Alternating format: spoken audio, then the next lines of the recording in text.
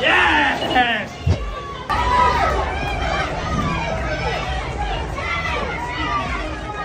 토트넘의 화력이 불을 뿜었고 득점 루트는 종합 선물 세트였습니다. 각도가 아예 없는 상황에서 득점이 가능한 유일한 공간은 골키퍼의 다리 사이였고 손흥민의 공은 정확히 골문을 통과했습니다. 해당 각도에서의 득점은 1년 중 몇 번 보기 힘들 정도로 상대몸으로 공이 향하는 것이 익숙하지만 토트넘의 왼쪽 윙어는 당연한 듯 피니시에 성공했습니다. 무리뉴의 유명한 어록인 역습에서 세계 최고의 선수는 손흥민이다가 오랜만에 상기된 순간이었고 에버튼의 추격 의지가 완전히 괴멸된 한 방이었습니다. One is very dangerous. Lucas is the same with some freedom and against the team that has the ball, that lose the ball, that allow a fast transition. I think nobody would do better than Son. 4골차 승리와 1골차 패배는 가끔 종이 한 장 차이입니다. 오늘 경기가 단순히 결과로만 설명하기 힘든 무한이면도의 도박이었던 이유는 무엇일까요? 오늘의 최대 반전은 사실 선발 라인업이 발표된 순간이었습니다. 더블 공미의 원 볼란치라는 포지셔닝은 현대 축구에서 종말을 향해 가고 있기 때문입니다. 가끔 약팀을 상대로 원볼란치가 선보여질 때는 의외의 실점을 당하고 후반 막판 총공세의 시간이거나 클럽의 세계 최고 수준의 볼란치가 있는 경우입니다. 토트넘은 비수마가 홀로 홀딩 미드필더에 자리하고 메디슨과 클루셉스키 2명을 공미에 배치하는 과거 축구의 유산으로 경기를 시작했습니다. 이는 3일의 시간 동안 감독의 고민이 총망라된 승부수이기도 했습니다. 개막전에서 토트넘은 점유에서 압도하고도 승점 1점에 그쳤고 결과적으로 한 골에 그친 공격과 실점당한 수비 모두에서의 실패로 규정되었습니다. 바로 다음 경기에서 어떻게 수비를 강화할지 파이널 서드에서 창의력을 보탤지에 대한 대비가 아니라 아예 공격 숫자를 늘리기 위해 원 볼란치가 선택되었습니다. 상대 역습에 고전한 바로 다음 경기에서 만약 해당 방식으로 패배했다면 수비가 더욱 약화된 포지셔닝에 거센 비판이 당연했습니다. 하지만 축구는 결과론이고 수비의 약화에도 불구하고 다득점으로 상대 라인을 끌어왔으며 클린시트까지 성공한 오늘은 그저 감독의 선택이 정답이 된 날입니다. 리더란 자리는 선택의 연속이고 실패에는 책임이 따르지만 성공한 날에는 옳았다는 후기가 남게 됩니다. 잔인한 승부의 세계에서 결과가 가진 무서움입니다. 그리고 압승의 시발점은 단연 손흥민의 전방 압박에 이은 볼탈취였습니다. 지난 영상에서 언급했지만 보통의 팀들에게 선취골이 가장 중요하다면 토트넘의 지난 시즌에는 후속골이 더욱 주요했습니다. 높은 레벨의 에너지가 요구되는 토트넘 축구에서 1점 차의 균형은 체력이 떨어진 후반에 좁혀지길 반복했기 때문입니다. 오늘도 전반전 후속골에 실패했다면 조급해진 토트넘이 후반전 더욱 거세게 몰아붙였을 것이고 체력이 떨어진 틈에 한 방을 얻어맞고 비기거나 역전 당하는 지난 시즌의 재방송으로 이어졌을지도 모릅니다. 개막전도 흡사한 풍경이었기 때문입니다. 하지만 에버튼의 야망은 골키퍼를 압박한 손흥민에게 무산되었습니다. 지난 시즌에 원톱의 손흥민은 최전방 압박에 거의 목숨 건 사람처럼 뛰어다닌다는 표현을 한 기억이 있습니다.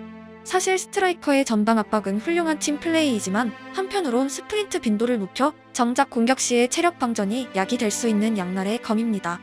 경기당 골키퍼 압박을 20번 한다고 누가 박수 쳐주거나 언론에서 졌지만 열심히 했다라고 칭찬해주지도 않습니다.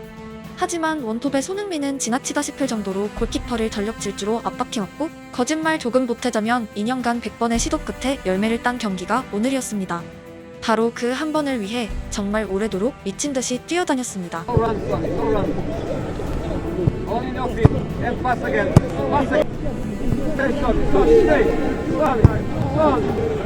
Easy with your muscle. Slow, Sonny, slow. Don't sprint, Sonny. And it's not intense. Nice and easy, Sonny. 노력하지 않는 선수에게 패륜적 언어를 쏟아낸 기억이 있을 정도로 열심히에 집착하는 무리뉴가 손흥민에게 스프린트하지 마라고 했던 이유는 단순합니다. 인간의 에너지는 유한하기 때문입니다. 감독뿐 아니라 팬의 입장에서도 걱정될 정도로 많이 뛰는 경기에선 감정적 이유가 아니라 정말 중요한 공격 시 역습 상황에서 체력이 떨어져 있기도 했습니다. 하지만 무리뉴처럼 벤치에서 뛰지 마라고 외치는 감독이 있지 않는 한 손흥민은 스프린트에 집념을 가지고 있고 체력 배분은 자신의 몫입니다. 포스텍의 전술처럼 그의 선택이 성공으로 끝난 경기에는 그저 박수만이 남을 수밖에 없습니다. 감독이 밤새 고민한 전술을 가끔 한 명의 선수가 솔로 플레이로 부숴버리는 날이 있고 골키퍼의 공을 직접 탈취한 득점은 전형적인 그 장르입니다. 드리블로 이끈 솔로 플레이가 화려한 돔이라면 압박으로 따낸 솔로 플레이는 수수합니다. 하지만 축구라는 종목에서 개인의 힘으로 따낸 1점의 가치는 동등합니다. 우리 팀과 상대팀 모두에게 예상 밖의 전개이고 다음 상황에도 연결되는 지속성을 가지고 있기 때문입니다. 선수비 후역습을 노렸던 에버튼의 플랜은 2점째 이후 완전히 붕괴되었습니다. 그때부턴 토트넘이 가진 역습에 대한 약점이 상대 전술에 의해 이미 해결된 이후이고 완전한 토트넘의 시간이 도래했습니다. 상대의 유효 슈팅은 없었고 위협적인 상황도 거의 없었으며 이 점의 차이는 본머스전과 비교하면 180도 다른 경기 상황으로 연결되었습니다. 로메로의 헤더에 의한 세 번째 득점도 단순히 KO 펀치를 넘어 의미 있는 이유는 지난 경기 10개가 넘는 코너킥들이 모두 미미하게 마무리되었기 때문입니다. 상대팀이 토트넘을 어차피 코너킥으로 못 넣는 팀으로 간주하면 그 후폭풍은 윙어들에게 전가됩니다. 측면 맨마킹에서 볼 탈취가 아니라 코너라인으로 걷어내기만 하면 되기 때문입니다. 그리고 3점 차의 리드에서 지난 시즌 EPL 스피드킹 반더벤의 질주가 시작되었습니다. 역습입니다. 좌측에선 지난 시즌 EPL 30대 선수 중 스피드킹이 함께 달리기 시작했습니다. 전문 공격수가 아닌 반더벤의 마지막 패스는 다소 늦었고 골키퍼와의 각도 싸움에서 윙어를 불리하게 만들었지만 손흥민에겐 그저 공이 도착한 것이 중요했습니다. 골키퍼의 다리 사이가 있었기 때문입니다. 역시 제 채널 영상에서 자주 언급한 부분이지만 토트넘은 불과 2년 전까지 유럽 최고 수준의 역습을 선보인 팀이지만 점유축구로 바뀐 이후로 경기 중 발생하는 몇 번의 역습 찬스에서 급격히 무뎌졌다고 말해왔습니다. 하지만 오늘 네 번째 득점 장면은 우리가 알고 있는 옛 토트넘 전매 특허 득점 그 자체였고 그 순간의 주인공은 모두가 알다시피 7번입니다. 토트넘이 아무리 점유축구를 구사해도 90분은 길고 몇 번의 역습 기회는 반드시 찾아오게 되어 있습니다. 그 순간의 토트넘은 선수 구성상으로 결코 약한 팀이 아닙니다. 윙어 대부분이 가속도에 비중 있는 선수들로 구성되어 있고 좌측 센터백은 그냥 총알입니다. 심지어 손흥민은 최대 속도 질주를 끝낸 다음에 슈팅 정확도로는 유럽 전체에서 둘째가라면 서러운 피니셔입니다. 가끔 전력 질주 끝에 빈 골문인데도 이상한 대로 공을 차는 선수가 있고 가장 유명한 장면은 토레스의 미스입니다. 당연히 순간적으로 에너지가 떨어진 상태에서의 슛 정확도는 가만히 있다가 날린 상황과는 천지 차이이기 때문입니다. 손흥민은 월드컵 독일전 푸스카스상을 안긴 벌리전 오늘 키퍼 압박 이후 마무리 그리고 역습 끝에 기록한 득점처럼 힘이 빠진 상황에서도 정확도를 유지해왔고 이는 스피드만큼이나 그를 역습에서 세계 최고 선수로 불리게 만든 원동력입니다. 그리고 역습에선 미드필더들의 볼 배급이 정말 중요하지만 오늘은 반더벤이 미드필더를 거치지 않고 직접 운반하는 파란을 일으켰습니다. 그 장면은 다음 경기에서 그대로 재현해도 전혀 무리가 없는 토트넘의 무기입니다. 전술은 파악되면 막힌다고 하지만 가장 빠른 두 명이 있다는 걸 아는 것만으로 상대가 막아내긴 무리가 있기 때문입니다. 전 유럽이 토트넘 상대로는 손흥민의 역습을 조심해야 한다고 앵무새처럼 말해왔지만 매년 그의 역습 피니시가 터져왔던 이유입니다.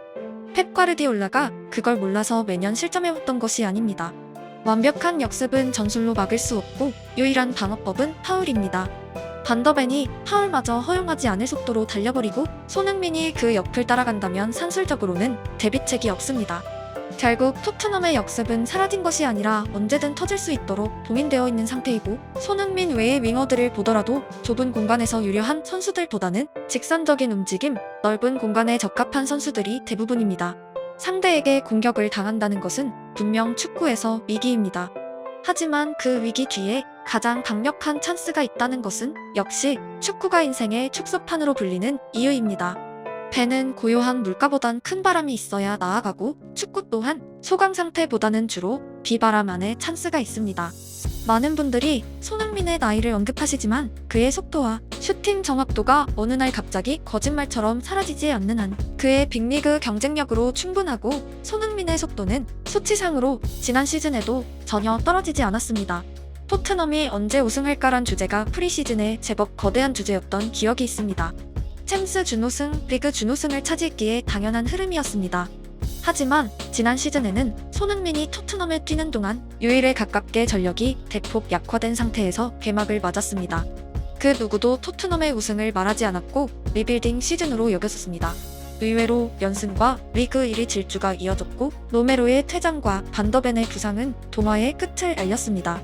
올 시즌은 오히려 선수층이 보강된 상태로 개막했고 불과 한 경기가 무승부로 끝났을 뿐인데 최근 몇 년을 걸쳐 가장 강한 강도의 질타가 이어졌습니다. 개막전 패배가 아니라 무승부였지만 마치 시즌이 끝난 듯한 일부 헤드라인들은 축구를 보는 동안 처음 겪는 현상이었습니다. 검색해보시면 아시겠지만 손흥민 방출이란 표현이 들어간 제목의 기사는 재밌기까지 했습니다. 오늘의 1승은 단순히 승점 3점을 넘어 정상적인 시즌으로 가기 위한 교두보입니다. 시즌은 길고 오늘의 패배나 무승부는 내일의 승리를 위한 걸음이 되어야 합니다. 적어도 토트넘의 개막전은 두 번째 경기의 승리에 작용되었습니다. 상대 또한 마찬가지이고 분명 오늘 토트넘이 이긴 방식을 분석하고 새로운 적이 나타나겠지만 미래의 걱정은 그때의 몫입니다. 오늘의 토트넘은 승자이고 4골차의 결과는 팬과 선수단이 누릴 전리품으로 충분합니다. 축구에서 이기는 날의 즐거움을 빼면 거품 빠진 맥주입니다.